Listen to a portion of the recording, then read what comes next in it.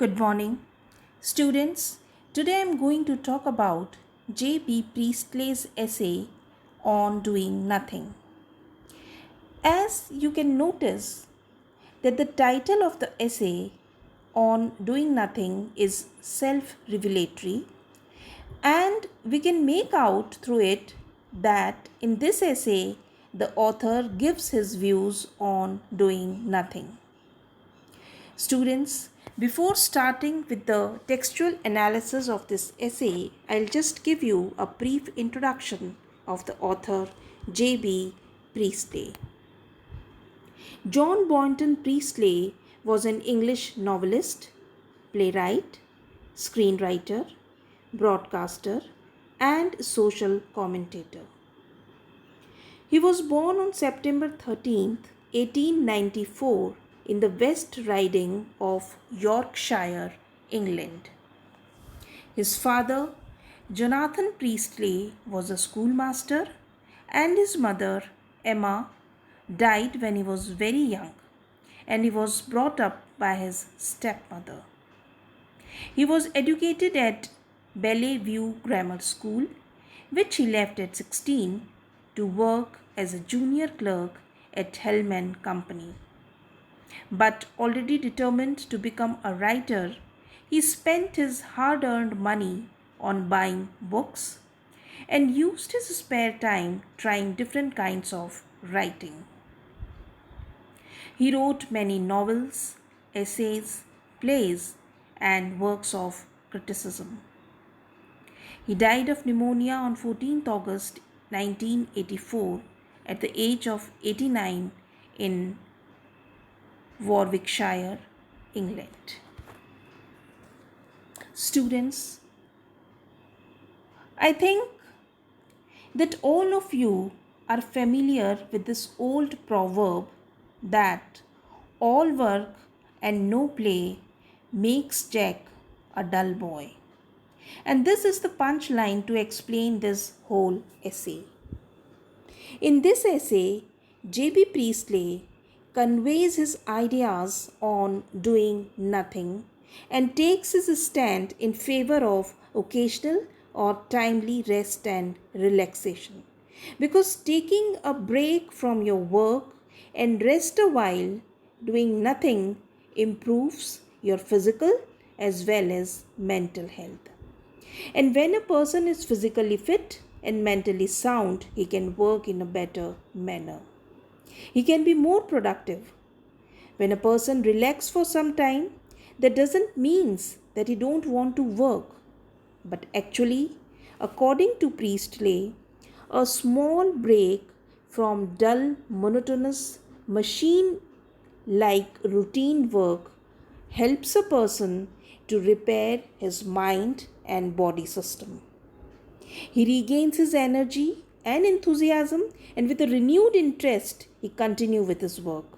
He works with more concentration, and the results are obviously always better. Priestley also says that sometimes it is better to remain inactive or passive than to be negatively active, because it helps in avoiding many problems and unlikable conditions. He says that too much work makes a person depressed and pessimistic in attitude. His worldly pursuits for name, fame, and money turns him into a machine. Sense any feelings or emotions. The cutthroat competition for power and success leads to destruction, and to strengthen his point, he gives various examples, including that of World War I, which was result of power supremacy and of hatred. Priestley believes that man is moving away from nature. In fact, he is destroying nature for his personal gains, and in this way, he is moving towards his own destruction. The author says that if a person rests and relax for a while, and that also in lap of nature, it will rejuvenate his mind and body. He will find pleasure in the lap of nature. His attitude towards life will become positive and he'll feel happy. and a happy mind always generate more happiness. It will spread happiness. Nature soothes the mind and also acts as our teacher and nourisher. We can learn so many things from this beautiful nature. Then Priestley further says that there are people who want to work and work and work and think that those who take rest from work are lazy people. They are sinners. They are shirkers. And these people spend most of their lives at breakneck speed and pass away without even looking at nature. But Priestley does not conform to such an idea of life. He says that sometimes passivity is also good because too much worldliness and materialism will lead us to our destruction. However, Priestley does not instruct us against work. He says that work is important and necessary, and no work would mean laziness. He only wants us to blend our work with the perfect mixture of rest and pastime. Some recreation should be there.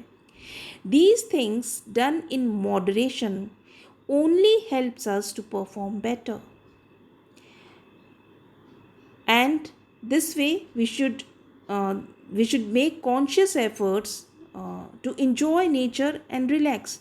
It is only then that our lives will become a complete whole, a complete circle.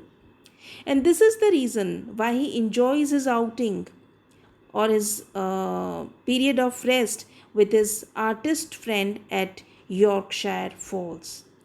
Such communion with nature helps him to retain his mental health, to regenerate his energies.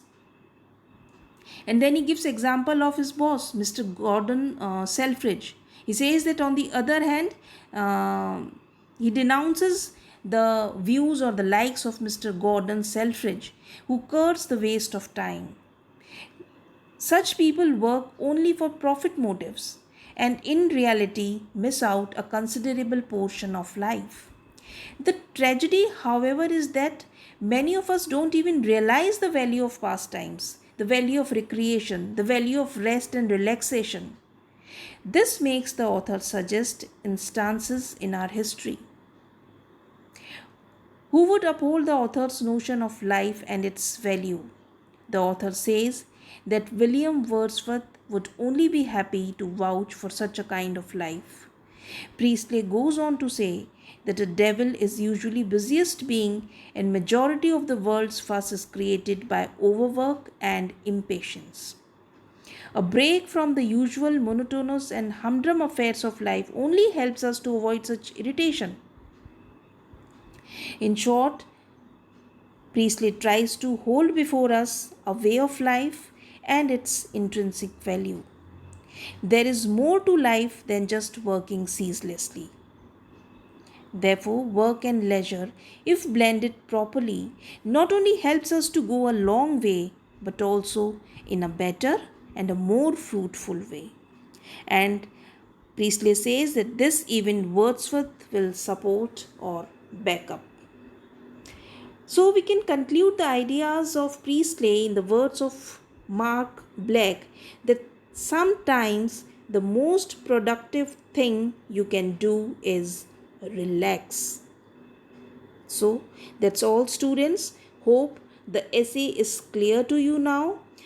You should read the text of this essay also, which I have already provided you in PDF form, and then try to understand this essay after reading the text once again. So thank you.